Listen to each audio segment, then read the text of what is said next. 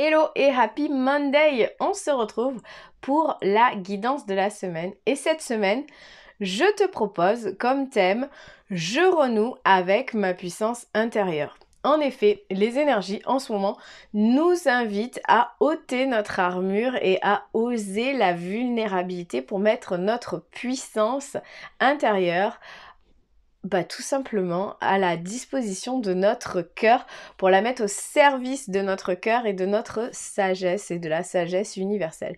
Et donc du coup, on va aller justement se reconnecter à la puissance, à notre puissance. Bon, le tirage n'est pas hyper agréable, je préfère te prévenir d'entrée.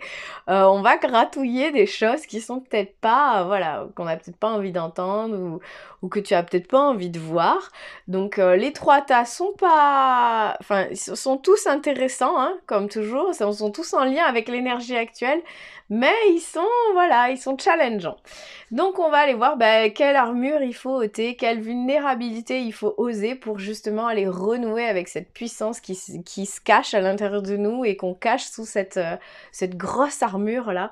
Donc voilà, pour t'aider à traverser cette semaine qui peut être un petit peu challengeante, sache que tu trouveras sur ma boutique en ligne une méditation de reconnexion et de transmutation par la puissance du cœur, donc que tu peux télécharger et découvrir en cliquant ci-dessous si tu es sur YouTube, au-dessus si tu es sur Facebook et dans ma bio ou dans ma boutique si tu es sur Instagram. On est parti pour cette guidance. Je t'invite à fermer les yeux si tu le peux et si tu le souhaites, à te connecter à ta puissance intérieure, à ton armure peut-être aussi, à ta vulnérabilité et à choisir un tas entre 1, 2 ou 3. Si tu as choisi le tas numéro 1, pour toi, excuse-moi, tu as longtemps remis entre les mains des autres tes choix, tu t'es souvent, peut-être ces derniers temps ou peut-être depuis longtemps, déposé ou tu as peut-être laissé les autres agir, choisir, prendre des décisions pour toi et du coup tu t'es un peu déconnecté de toi-même. Donc ton armure, c'est le fait de ne pas prendre de décision, de laisser les autres choisir, de laisser les autres prendre la décision, de toujours donner, de toujours être là pour les autres et pas pour toi. Enfin vraiment, tu n'es pas maître un peu de... C'est comme si tu n'étais pas maître de ton destin. Pourquoi je te dis ça? Parce qu'on a la carte manipulation, on a la carte bien entendu donner, qui ne t'invite pas à donner, bien au contraire, enfin en tout cas à te donner à toi-même. Et on a la carte des jugements. Et donc cette carte de la manipulation, c'est un peu... c'est comme si toi, tu étais cette petite poupée là, enchevêtrée dans des bandelettes, et les mains extérieures, c'était les autres. Par contre...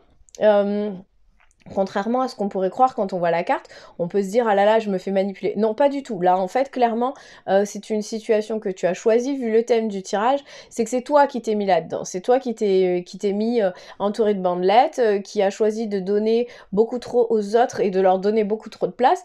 Et maintenant, ton armure, elle est étouffante. Et donc là, clairement, ce qu'on te demande cette semaine, ce qui t'est demandé au vu des cartes, c'est justement d'aller regarder à l'intérieur de toi, ok, pourquoi est-ce que j'ai choisi de toujours donner aux autres, de toujours me remettre aux autres? Qu'est-ce que je peux faire aujourd'hui pour me défaire et pour détacher ces liens? Parce que les liens, si je les ai créés, je peux les couper. Donc à toi de voir comment est-ce que tu peux sortir de cette poupée, de cette armure de bandelettes qui t'étouffe aujourd'hui. Comment est-ce que tu peux justement arrêter de donner et commencer à te donner à toi-même, te donner la place que tu mérites, la place dont tu as besoin pour être et pour justement fleurir. Et on a des fleurs sur la carte, pour te donner l'amour en fait que tu mérites ou dont tu as besoin pour... aujourd'hui en fait la priorité c'est toi, c'est tes besoins, c'est tes envies et du coup tu es le seul maître, en plus c'est ça, tu es le seul maître de ton bonheur, donc tu ne peux plus t'en remettre aux autres. Donc on casse ces liens-là qu'on a créés. Aujourd'hui, c'est moi et moi. Je me donne d'abord à moi. Je fais d'abord les choses pour moi. Et je me reconnecte justement à cette puissance que j'ai à l'intérieur de moi de donner. Mais cette fois, au lieu de donner à l'autre, de lui donner trop de place, de lui donner trop de choses, de répondre à ses besoins, je vais d'abord répondre aux miens. Et à côté de ça, on a la carte jugement. Ces jugements qui te traversent ne sont que le reflet de toi-même. Prends conscience de ces parties blessées de ton être qui se sentent déstabilisées face à certaines personnes ou à certaines situations. Et là, clairement, les jugements, je pense qu'il y en a beaucoup envers toi-même. Et donc, du coup, c'est ça qui te pousse à donner, c'est ça qui te pousse à mettre ton destin, en fait, entre les mains des autres. Et clairement, va regarder à l'intérieur de toi les jugements que tu te portes. Est-ce que c'est des jugements... est-ce que c'est les tiens déjà, ou est-ce que c'est ceux que tu colportes depuis ton enfance ou depuis voilà depuis certains moments dans ta vie où tu as été blessé, et prends conscience en fait que ces parties de toi qui font que tu te juges ne sont que des parts de toi blessées qui ont besoin que tu prennes le temps d'aller les penser et pas de mettre des bandelettes autour de toi qui t'empêche justement de penser ces blessures. Donc voilà pour toi, si tu as choisi le tas numéro 1, je pense qu'il est temps d'aller gratter ces blessures intérieures là qui sont là depuis un moment. Je te laisse me mettre un petit commentaire si ça résonne en toi. Si tu as choisi le tas numéro 2. Pour toi, il est question d'auto-sabotage. Il est question de part d'ombre, qu'est-ce que tu fais pour t'auto-saboter, qu'est-ce que tu fais pour que rien ne marche dans ta vie ou pour que ça ne fonctionne pas comme tu le souhaites. Quelle est l'armure ou le schéma que tu as mis en place pour que justement ça ne marche pas. Pourquoi je te dis ça? Parce qu'on a la carte de l'ombre, on a la carte du lâcher prise et on a la carte de la force. Donc là, il est temps de lâcher justement ces schémas, ces choses que tu as mis en place pour faire face à l'ombre, pour faire face à tes ombres, pour faire face à tes parts d'ombre. Et peut-être justement aller faire face à ton ombre en fait. C'est ok. Est-ce que je m'auto-sabote? Oui ou non? Je pense que oui. Comment est-ce que je m'auto-sabote? Comment est-ce que je noircis en fait les relations que je peux avoir? Comment je noircis cette relation à moi-même? Comment est-ce que je vais me porter préjudice? Et après, une fois que j'ai réussi à mettre le doigt sur ces schémas-là, c'est arriver à les lâcher en fait, arriver à lâcher prise, arriver à lâcher sur ces schémas, sur ces choses, sur ces pensées, sur ces blocages que j'ai mis en place dans ma vie comme une armure, comme des schémas de survie en fait. C'est je mets ça en place comme ça, personne ne va atteindre ma vulnérabilité, personne ne va venir me toucher. Et donc du coup, voilà, je suis quelqu'un de sombre, donc du coup personne ne va venir là voir qu'en fait, sous cette armure, sous cette ombre, il y a un cœur qui bat, il y a un cœur puissant, il y a un cœur qui est prêt à donner. Et donc du coup, je pense que ces schémas, si tu as choisi le tas numéro 2 aujourd'hui, il est temps de les lâcher parce que c'est des schémas qui te desservent plutôt qui te servent. Comme je le disais au début, on est dans de l'auto-sabotage. Donc du coup, c'est des schémas qui te mènent nulle part en fait, qui t'amènent nulle part et sur lesquels il est temps de lâcher pour laisser la vie te guider vers ce qui est juste, vers ce qui est plus juste. Donc la fameuse carte du lâcher-prise sur laquelle on n'aime pas tomber.